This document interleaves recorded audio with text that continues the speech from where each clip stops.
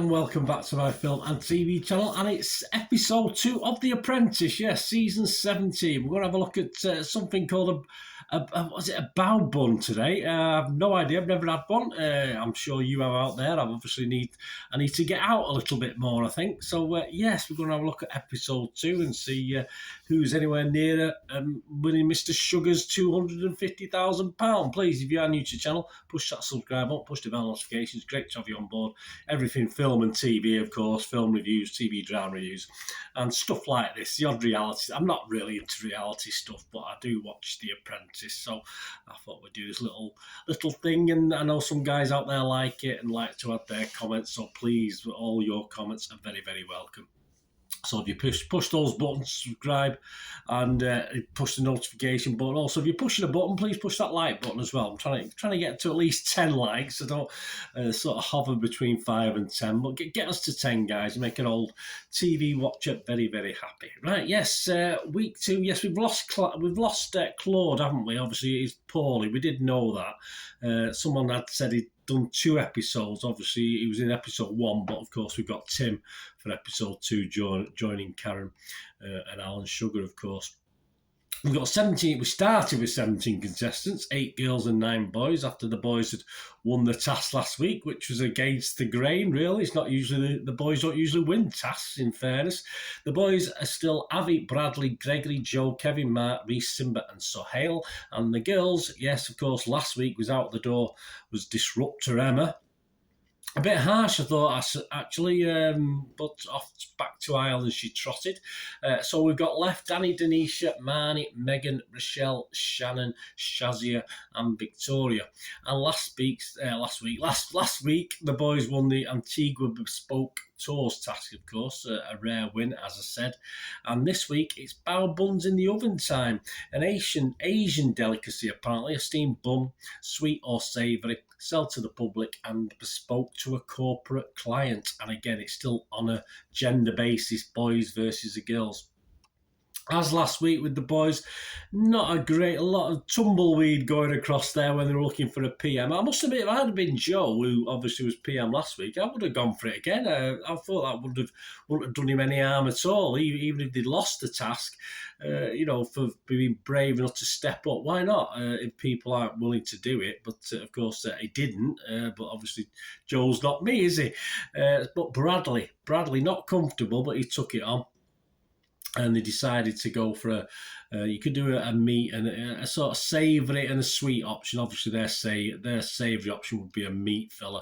And Kevin reluctantly took on the sub-team leader, the accountant, Kevin, of course, and part of that will be cooking, part of that will be selling later on. And the boys, for their corporate client, was Trunky, yes, those little Trunky things, a bespoke option. They're doing a special dinosaur edition, so that was probably useful to think of these BAO buns as a dinosaur type thing. But the problem with that is obviously Bradley led the meeting with the corporate client, and they only ended up getting an order for 50, but at £3.80. I mean, they originally went in at £8, and Bradley literally, within a split second, because the corporate client pulled his face. I mean, these are bespoke. We'll see the girls in a minute. They did it totally right, which is probably made the difference in the end. But yeah, I mean, £8 suddenly became £3.80. He had nowhere to go. So a big, big mistake from Bradley there.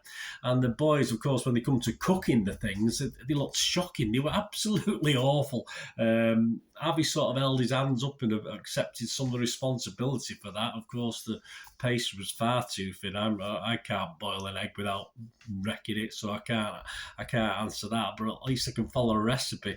And yeah, interestingly enough, they went to see the client, and I was embarrassed. I was cringing. I was literally not wanting to look at the screen because obviously these dinosaurs had this template for the dinosaur. They were awful. It was like a child had done it, but that was the selling point. They used that as a selling point that these buns would look as though a 4-year-old kid had done. And this guy loved it. All right, didn't pay much for them, but this guy absolutely thought they were wonderful. Yeah, totally wow to me. I never expected that in a million years. I think we got £182.40 for just 48. That was only 48 past quality control. I think they could have probably thrown some of the others in as well based on this guy's happiness at these horrible looking things. But hey, each to their own, I suppose. I think selling to the public, they got involved in that. I think all the lads got involved very well, very confident. A lot of that. There was a bit of selling to the shops, and Simba can speak a little bit of Mandarin or a lot of Mandarin, but he obviously used his Mandarin to help get a sale as well. So I thought Simba did very well. I wasn't impressed with him last week, but he did okay this week. But sadly, they didn't sell out the buns to the public, so they missed a bit of a a trick there, which obviously would backfire. I mean, don't be watching this if you don't expect spoilers. And the girls, yes, of course, Rochelle, who loves eating apparently, I'm not going to say anything about that, put herself forward, but of course Megan and Victoria did as well. And eventually Megan got it. But Rochelle, as we'll find out, sucked it up and got on with it. And they went for their savoury, they went for a fish filler, which could have been a disaster. Didn't really turn out that much in the end. Of course, Rochelle took over then as sub-team leader, so of course that's the cooking side, a bit of selling later. And Shannon reluctantly became the numbers girl. I mean, as long as you've got a calculator, I don't see what I mean. I didn't see any calculator in evidence, and the girls were struggling. And Karen kept helping them. I didn't know Karen could step in and help. I didn't see Tim helping the boys because as the girls were running out of time, obviously Karen didn't go as far as to tell them you've cocked up with how much fish you've ordered, but she did sort of step in and offer us little bits of advice. I'm not sure that's right. I don't think. I mean, the girls don't need any help. They usually stuff the boys anyway, so not very happy about that. And the girls' corporate was a swingers club. Yeah, it's swingers, but it's a mini golf sort of thing. Yes, my apologies. And of course, when they were doing their big sales pitch, they promised to deliver 70 at £9. So, hey, well, you can well over double for what the lads got. Although this poor guy didn't know what had hit him. He had these 4 girls firing all superlatives at him and what they could supply, etc., etc. But, excuse me. But when they did deliver, actually they managed to sell 80, but they only got a £5 each, so they did have to drop down, but still better than £3.80 because it was just basically a bowl of dough filled with chocolate, so it wasn't the greatest. So it looked okay, it looked fine, it just obviously wasn't much in it, but so they did lose out a little bit. And of course, because they'd only ordered a kilo of fish instead of about 5 kilos, which is what they needed, they only ended up having 128 to sell to the public instead of 400. So anyway, Danny was a standout on the selling. Danny was very confident. She went to check prices at some other counters. I mean, something, and you would do to me. I don't think it was anything special. Everyone was raving about the good job she did. I mean, that's just basic things. If you see some other store selling what you're selling, you find out, don't you? You can get the price. But she was very good, Danny, very confident selling to the public. So she stood out a little bit for me this week as well. So back to the boardroom. And we have a lever, yes, she didn't wait to get pushed. She actually jumped. Shannon dropped the bombshell that she wasn't enjoying the process and she left. So that's another girl gone of the 9. So they're down to 7 now as Shannon did that.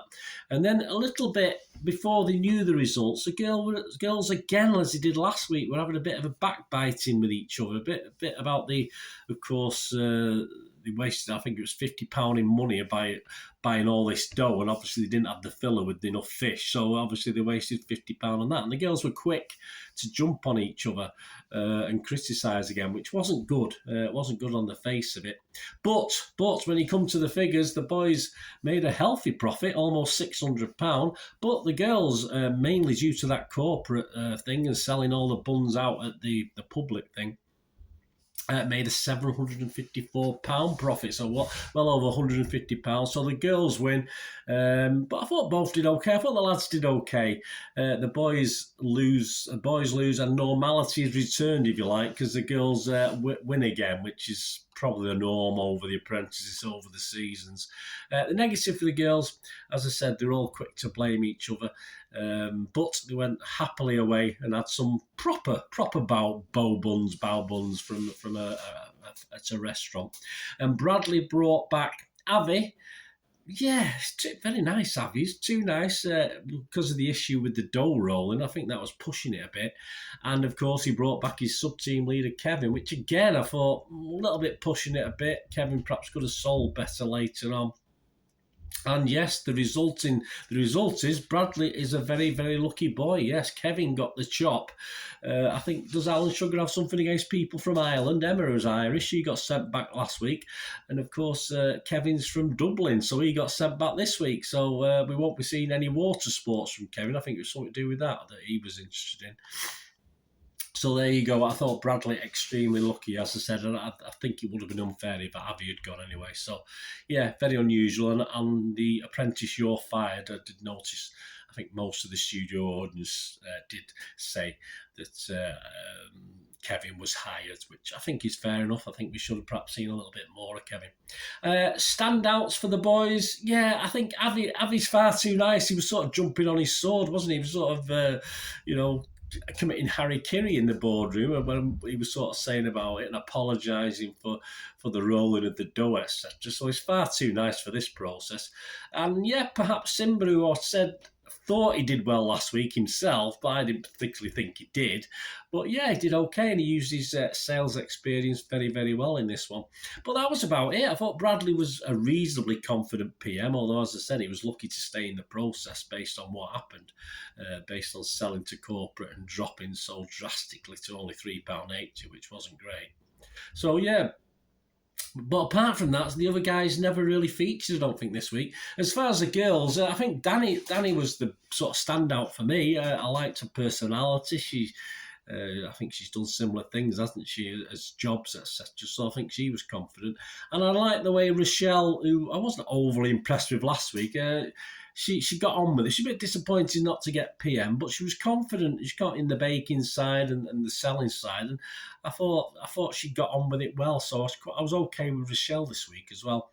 And Megan, of course, led very confidently. So yeah, I think again, I am tending to see a couple of leaders from the girls' side at the moment, which has been par for the course.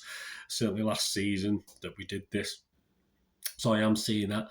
Shazia, the negatives, there's no real boy negatives that I could think of. The only female negatives, interestingly enough, Shazia, she was only contributing in the negative. She was quick to jump on other people about problems. I didn't like that very much. And I was looking for Denisha. She'd gone home. I couldn't spot her or even see her doing various things. Perhaps I missed it. Perhaps she was ill or something. I'm not sure. But I did sort of finish writing this, and I thought, what the hell happened to Denisha? But hey, perhaps we'll see more of her. And there you go. And next week we've got Cartoon Capers. So we've already lost 3, haven't we? Already lost 3 of the 18. So we're down to 15 already, which say up to week 3. And we've got something to do with cartoons next week. We'll see a little bit more of that. And let me know what you think, guys. Let me know your favourites are. Let me know what you thought of last night's episode. It'd be great to hear from you. I hope you enjoyed this.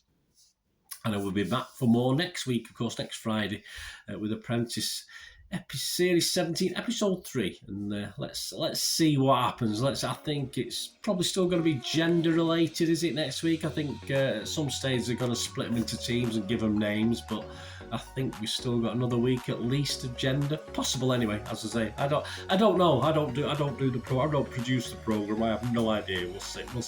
Anyway, thanks for watching, guys. Please, until we meet again, I ask one thing: please stay safe, everyone. Bye for now.